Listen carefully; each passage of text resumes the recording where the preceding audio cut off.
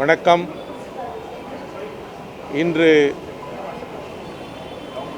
தேர்தல் ஆணையத்தின் சார்பில் அனைத்து கட்சி நிர்வாகிகளையும் அழைத்து சிறப்பு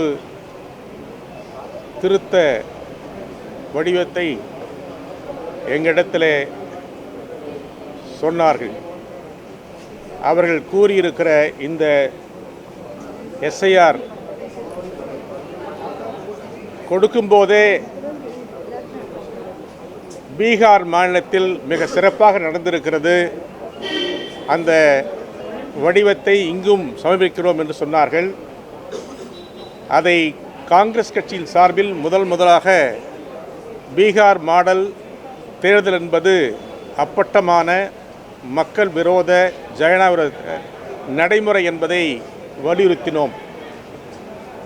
எங்களுக்கு பீகார் மாடல் வேண்டாம், தமிழ்நாடு மாடல் தான் வேண்டும் என்றும் குறிப்பிட்டோம். குறிப்பாக மிக அவசரமாக இதை நடத்த வேண்டிய அவசியம் என்ன, தமிழ்நாடு மற்றும் 12 மாநிலங்கள் என்பது எங்களுடைய கேள்வி. ஏற்கனவே பீகாரில் 65 லட்சம் வாக்காளர்களை நிராகரித்துவிட்டு தள்ளுபடி செய்துவிட்டு நீண்ட போராட்டத்திற்கு பிறகு தலைவர் ராகுல் காந்தியுடைய பெரும் முயற்சியால் நாடு முழுவதும் பிஜேபி அரசாங்கமும் தேர்தல் ஆணையம் இணைந்து நடத்திய தவறுகளை படம் பிடித்து காட்டி இத்துணை தவறுகளோடு ஒரு தேர்தல் நடக்கக்கூடாது என்பது எங்களுடைய வேண்டுகோள். அதைத்தான் இங்கேயும் குறிப்பிட்டோம். மிக குறிப்பாக தமிழ்நாட்டில் கடந்த நாடாளுமன்ற தேர்தல் நடந்திருக்கிறது. அதனையொட்டி இப்பொழுது மாற்றங்கள் செய்ய வேண்டுமென்றால் ஏற்கனவே இருக்கிற அரசியல் சட்ட அடிப்படையில் நடைமுறையில் தேவையான மாற்றங்களை திருத்தங்களை செய்வதற்கு அதிகாரம் உள்ளது. சிறப்பு அதிகாரம் வழியாக இதை செய்ய வேண்டிய அவசியம் இல்லை என்பது எங்களுடைய கருத்து. இந்த திட்டத்தை நாங்கள் வன்மையாக கண்டிக்கிறோம் என்பதை தெரிவித்திருக்கிறோம். அதற்கான எதிர்ப்பை வலியுறுத்தியிருக்கிறோம்.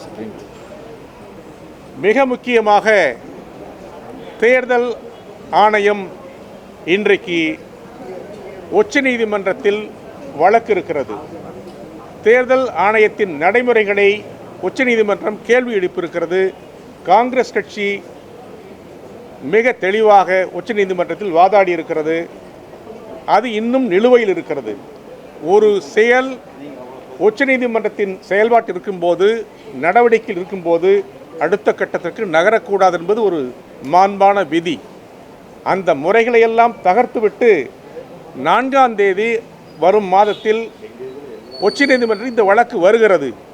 இன்றைக்கு தேர்தல் ஆணையம் வேண்டும் என்றே அதே 4ஆம் தேதி நாங்கள் இந்த செயல்பாட்டை தொடங்குகிறோம் என்று சொல்வது வேடிக்கையாகவும் அரசியல் சட்டத்திற்கு ஜனநாயகத்திற்கு எதிர்ப்பாகவும் உள்ள செயல் என்பதை நாங்கள் பதிவு செய்திருக்கிறோம். இரண்டாவது, தமிழ்நாட்டில் இந்த நடைமுறை காலம் என்பது மிக மிக குறுகிய காலம். ஒரு குறைந்தபட்சம் ஒரு வருடம் நடத்த வேண்டிய செயல்பாட்டை 2-3 மாதங்களில் நடத்திவிட்டு, அதுவும் குறிப்பாக தமிழ்நாட்டில் நவம்பர் டிசம்பர் மாதங்கள் ஜனவரி வரையிலும் மழை தொடர்ந்து செயல்படுகிற ஒரு காலம்.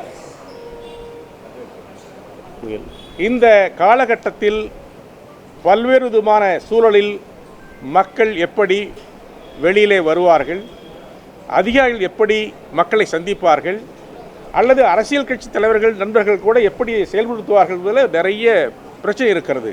ஆகவே இந்த காலத்தை மாற்றி அமைத்து தேவைப்பட்டால் ஒரு வருடம் கழித்து அல்லது இந்த வருகிற சட்டமன்ற தேர்தலை காலம் கடத்தி அதற்கு பிறகு நீங்கள் துவங்குங்கள், அதற்கு நாங்கள் முழு ஒத்துழைப்பு தருவோம் என்று சொல்லியிருக்கிறோம்.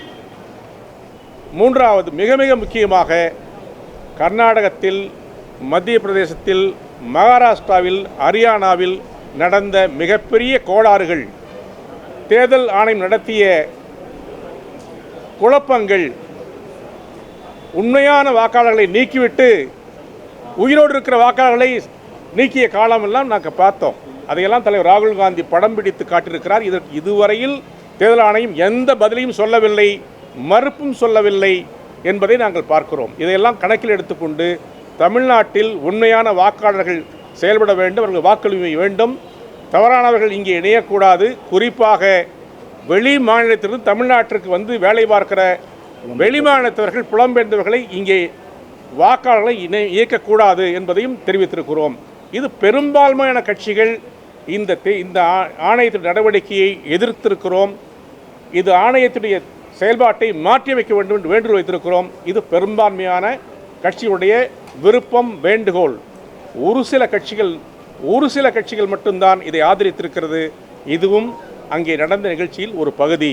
ஆகவே எங்களை பொறுத்தவரையில் தேர்தல் ஆணையம் சிறப்பாக செயல்பட வேண்டும், நேர்மையாக செயல்பட வேண்டும், உண்மைக்கு புறம்பாக செயல்படக்கூடாது, பொய்யானவர்கள் உள்ளே வரக்கூடாது, நல்லவர்கள் விடுபடக்கூடாது.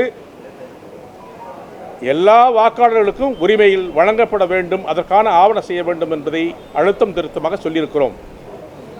Sir, thank you sir.